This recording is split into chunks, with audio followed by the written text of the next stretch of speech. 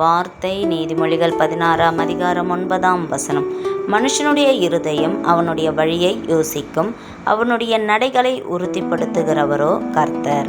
பிரியமான தேவ பிள்ளைகளே, மனுஷனுடைய இருதயம் அவர் வழிகளை யோசிக்கும், ஆனால் கர்த்தர் கொடுக்கிற நடைகள் வழிகள் கர்த்தருக்குள் உறுதிப்பட்டு இருக்கும். வேதம் சொல்லுகிறது, உன் நடைகளை கர்த்தருக்கு ஒப்புவி என்று.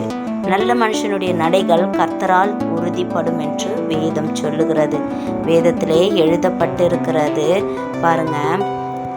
எசேக்கியேல் 24ஆம் அதிகாரம் 14ஆம் வசனத்திலே, கர்த்தராகிய நான் இதை சொன்னேன், இது நிறைவேறும், நான் இதை செய்வேன், நான் பின்வாங்குவதும் தப்புவிடுவதும் மனஸ்தாபப்படுவதும் இல்லை, உன் வழிகளுக்கும் உன் செய்கைக்கு தக்கதாக உன்னை நியாய தீர்ப்பார்கள் என்று கர்த்தராகிய ஆண்டவர் சொல்லுகிறார் என்று வேதம் சொல்லுகிறது.